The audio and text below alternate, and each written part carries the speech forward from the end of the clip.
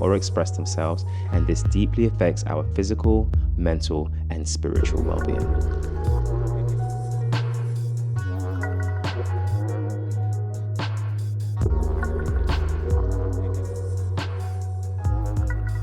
What do you think are the signs of a healthy relationship? In my most evolved state at this point, Mm. I mean, pending. I mean, it's gonna keep. I'll keep evolving. But from my vantage point at this point, I think I pay a lot of attention to just how things feel. I think a good relationship should feel light. And you should feel supported and heard. And I don't know. It's just a good positive exchange of energy between two people that I think makes for a good relationship. Of course, and the ability to listen, not Mm. hear, like to actually listen. Uh, I think those are what I'll go with. Yeah, I kind of get that wrong myself, where sometimes I'm listening, I'm hearing to respond as opposed to like taking it in, kind of vibe. Yeah, I feel like if you respond sometimes too quickly, that's like a defense mechanism more than like a response. You know what I mean? Like, Mm. or I just another term I've been using lately. Like, you can answer me, but it's not a response necessarily, or whatever the case. Like, it could be an answer, Mm. but you ain't put no thought into that. You know, and sometimes things take time. Sometimes you have to process things. Yeah, Um, that's how I'd answer that. That's my long-winded way. I'm a writer, we so lo- like my mind is always like I do have that free thought thing going. So we love it. without, This is the space for it. There's no apologies here. oh, okay, cool. Okay, so have you ever felt heartbroken? What did it feel like? Of course, feel like you haven't lived. See, I think, man, the first time I really felt that way, I think, college, the end of my first year, and I was seeing this one chick that like we lived in the same borough, ended up going to the same school. She lived at home. She lived a couple blocks away from me. I thought it was like the perfect convenience, and we got along amazing. Like, she probably changed my whole view of like the depth that women can have in terms of their personality. Like, she was really funny, really witty, so joy to be around. But you were seven. I was 17 at the time. She was 18. She had a boyfriend back home, and so she well, like once you go away to college, like things just go crazy. I'm not making excuses for nobody, but that's just what it is. And people don't be honoring like what goes on back home, and people are young and whatever. So we struck up a little thing, but I was into heaven, and I knew she had somebody, so I still had my back home people. When I came home from school, you know what I mean. But she wasn't really. She expressed she wasn't really feeling that, and my silly self acquiesced. It was like, oh, okay, I'll stop seeing those people. She got a whole like it doesn't make any sense, but because I was so like well taken care of in that way, like I wasn't really pressed. I'm like, whatever, yeah, I'm cool. I'm happy over here. I'm straight. And there was at some point they her and the dude broke up, and so like I was like, well, shit, it's my turn now, right? Like, what's holding this back? For one reason or another, she just wasn't feeling it, right? So Mm. back at school, we lived in different buildings, but we um we didn't use keys to get in our dorms. We had like these door codes. And the Okay. thing on campus was like, if you were seeing somebody, like if you really had that like a regular you were seeing and you had like that, you have your person door code. You could just The pop door in. code. Yeah. Yeah, so I had a door code and I hadn't seen her for some like a couple of weeks. And I'm like, there's no excuse to not see you for a couple of weeks on the same piece of land. What we doing here? And I didn't understand how to read those signs at then 18. I Mm. didn't know I didn't know what was happening. And my brother would tell me, You start moving on, looking other places. I have an older brother, right? So I guess his stories will come into play at some point in our conversation. But I was like, but no, like I don't know. You just assume the best in people, Mm. but we all are liable to fuck some shit up. So one morning, I was so upset that I hadn't seen her. I said, "Well, I'm gonna go see her."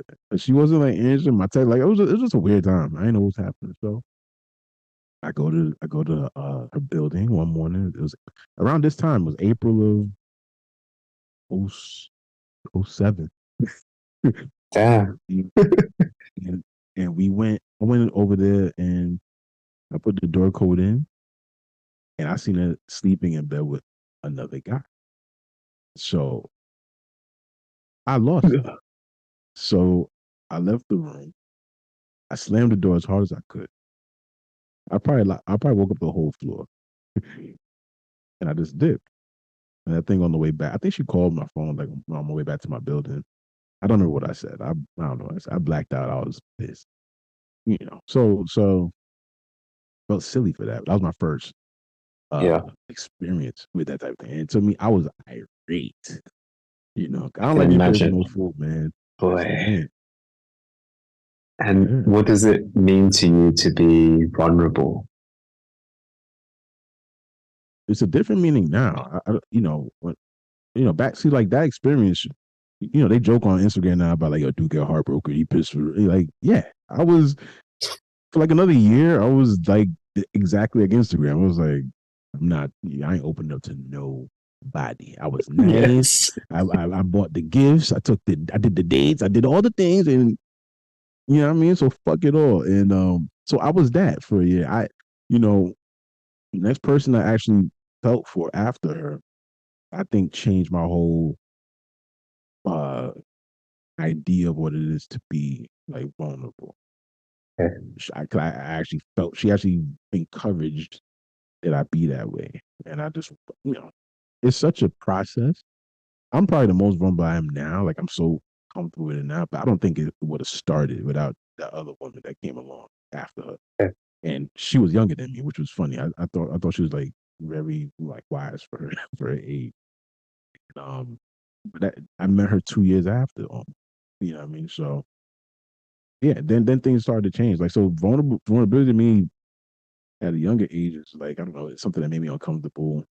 Or I thought, put it this way, I thought I could be vulnerable in most instances, but when it came to women after that scar, I was like, well, I can't be, I can't bear Mm, can't hell. Bare your heart. For that, I was all good because I'm. It was like an honor system. There's an expression that goes, you trust somebody as far as you could throw them. But I didn't know that before 17. I was like, yo, man, why would you violate? And when I got around, say about 20 years old, 1920, yeah, 1920, probably more closer to 20. I just got gradually more comfortable being vulnerable. But I realized like if I couldn't be, then I wouldn't experience like the things I'd like to experience with somebody. I wouldn't be able to really experience Mm, love and this fullness with somebody. I mean, whether it yeah. lasted or not, like I'm constricting what's possible, and it's almost self sabotage. You know what I mean? And so I began to learn that with the second woman.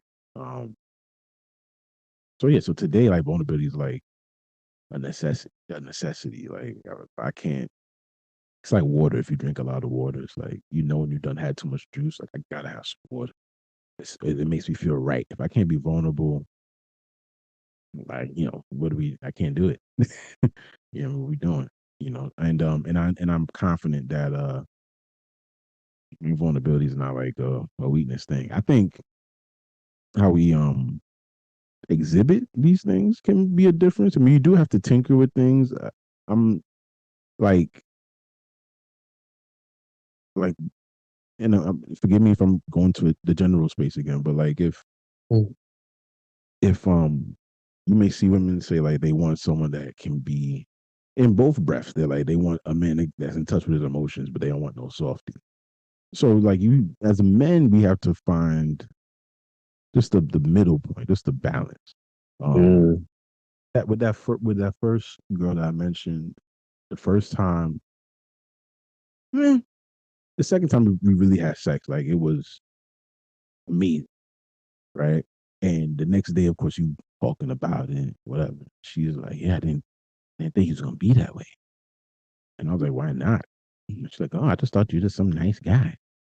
And like, you can't live in both spaces where you can be aggressive in one way and like, you know, uh, be like a nice guy in another sense. Like, so I realized, like, oh, so I have to sort of go on this little bit of a thing that you feel comfortable with me a certain way, but understand that I have this other side of me.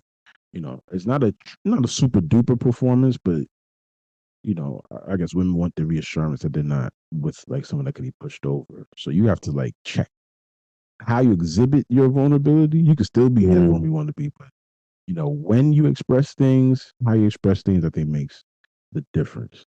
And only you can know like the best ways to do that, given who you are, what your personality is, and what's true to you. What does it mean to you to be masculine? Um, Masculine, I guess to me is well, partially like what I mentioned earlier about just being like a constant, Okay, uh, that steady uh, kind of force. yeah, that steady energy, Mm, assertive, um, definitely the energy of a protector. I think I don't think there's any substitute for that. Like I know that you know, I'm sure a woman's like motherly instincts is a form of masculinity, like in terms of protection. yeah, for real. Um, but I know that there's a lot of sub everything that we recognize now in this society regarding sexes, genders, orientations, things of that nature. But I don't think there's anything that substitutes like masculine, like that. Like I'm trying to think of the damn testosterone, right? Like that's the joint, right? That's all your masculine energy. So like I think you're the all the energy you get from wanting to be a protector and wanting to be in combat when necessary. I think all comes from that. So you know, masculine energy is just like it's an assertive. uh I wouldn't call it overly protective, but protective within reason. Mm, And it's just in some instances I think it should be like a calming type of a force as well. Like like everything's gonna be all right, and like in a steadying type of a nature. Those are the things I associate with being masculine. It's not really muscles and aggression and stuff like that. um I think those are like maybe extreme cases of that. mhm. But I think it's about security and reassuredness, and things of that nature. um I love that. that's what I I would love go that. with. I love that. Yeah. Yeah, you really like opened something up in my brain. Okay, so we're moving on to the second category, which is mental health. Hmm. How's your mental health right now, bro? um it's okay. Like I think I'm straight. I just don't know if I want to misconstrue like your regular everyday frustration. Mm, So like I've definitely been professionally frustrated in some ways for a long time. Um, that is more so a product of or byproduct of the industry that I'm in. Because I love what I do, but the industry's taking turns that's making it tough to sustain a certain way. And so sometimes there are certain mental challenges that stem from just those frustrations or the pressures that you feel as a product of that, whether it be financial, or even just like ego driven. If you feel like you just yeah. you put enough work in to be at a certain point and you're not there, and you feel like goalposts is always moving type thing. So those are things I'm always processing and taking stock of.